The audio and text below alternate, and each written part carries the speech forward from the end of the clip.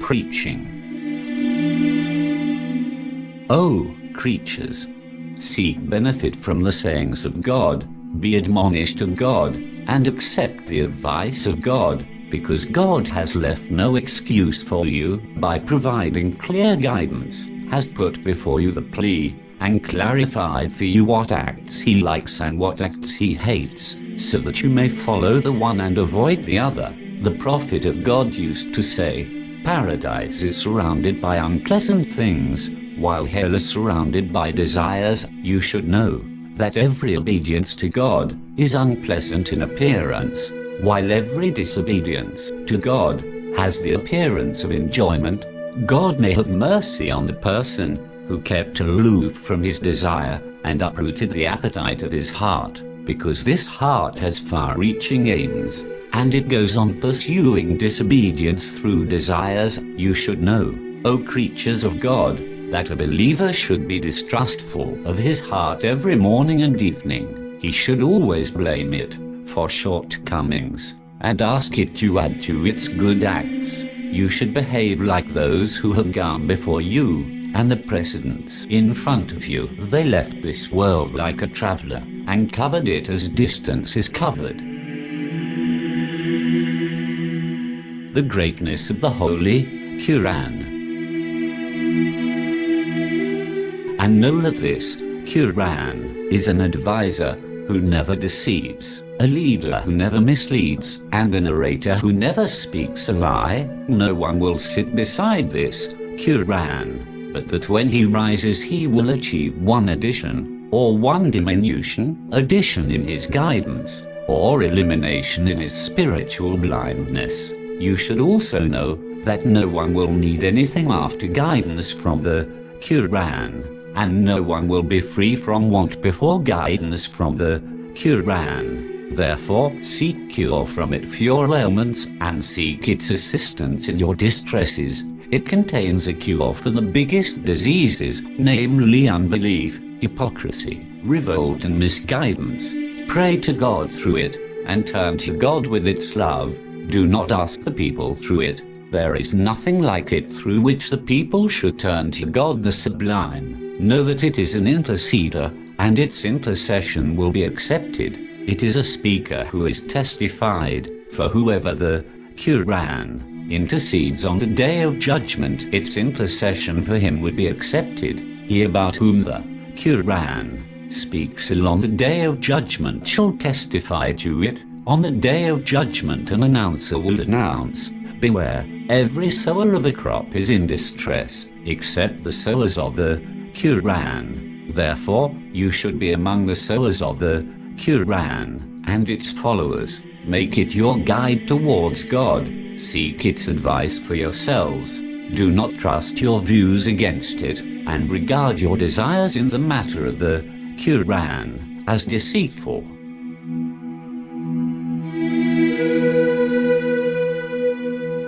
About the believers and their good deeds, and the hypocrites and their bad deeds.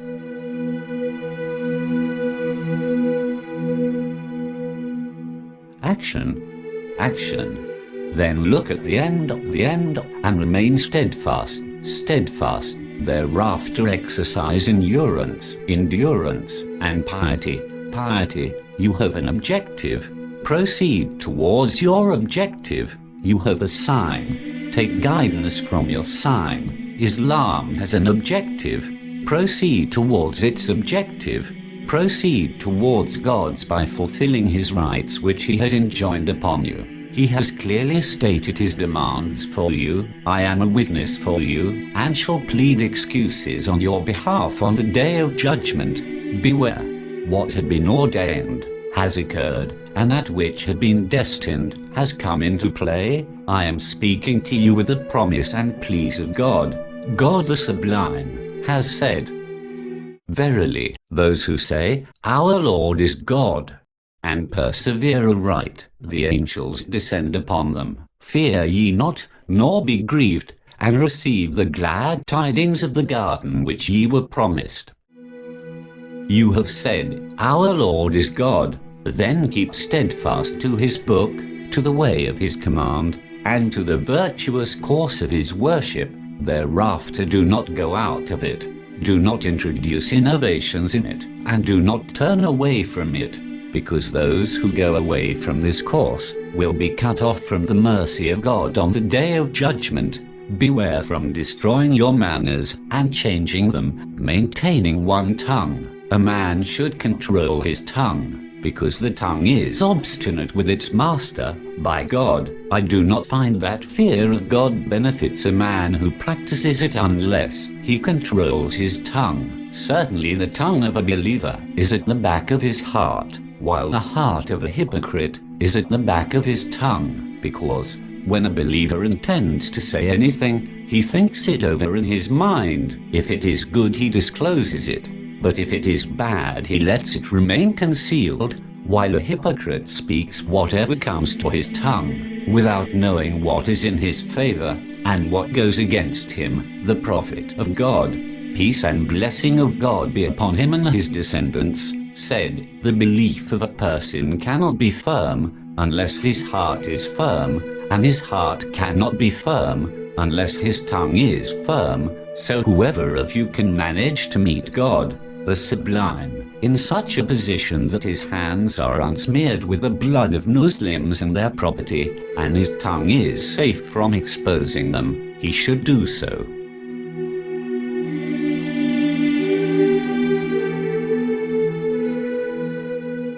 Following the Sunnah, the Prophet, holy deeds and refraining from innovation.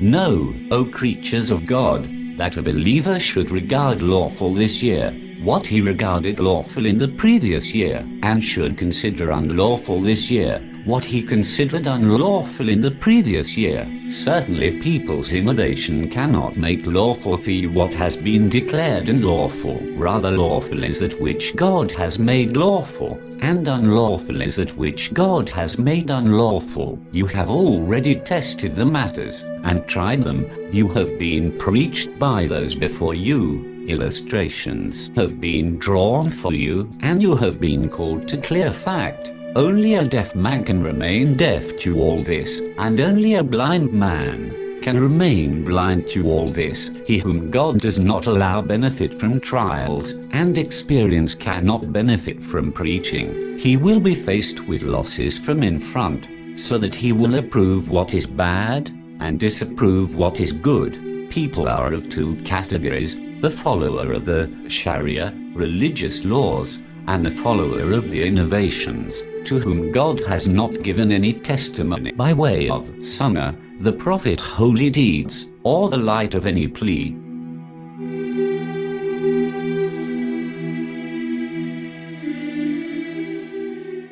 Guidance from the Holy Qur'an. God the Glorified has not counseled anyone on the lines of this Qur'an, for it is the strong rope of God and his trustworthy means. It contains the blossoming of the heart and springs of knowledge. For the heart there is no other gloss than the Qur'an, although those who remembered it have passed away, while those who forgot or pretended to have forgotten it have remained. If you see any good, give your support to it, but if you see evil, evade it, because the Messenger of God used to say, O son of Adam, do good and evade evil. By doing so you will be treading correctly.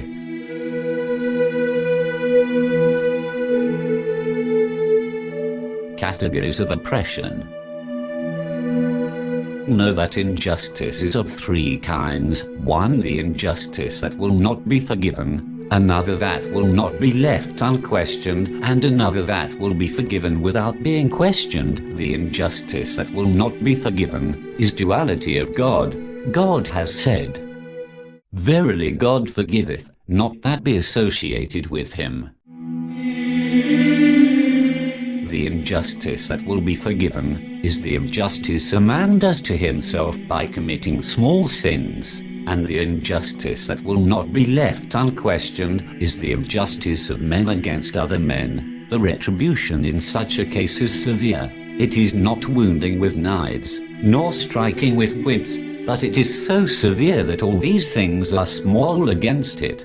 You should therefore avoid change in the matter of God's religion, for your unity in respect of the right, which you dislike, is better than your scattering away in respect of a wrong that you like. Certainly, God the glorified has not given any person, whether among the dead or among those who survive, any good from separation. O people, blessed is the man whose own shortcomings keep him away from looking into the shortcomings of others, and also blessed is the man who is confined to his house, eats his meal, buries himself in obeying his God, and weeps over his sins, so that he is engaged in himself, and people are in safety from him.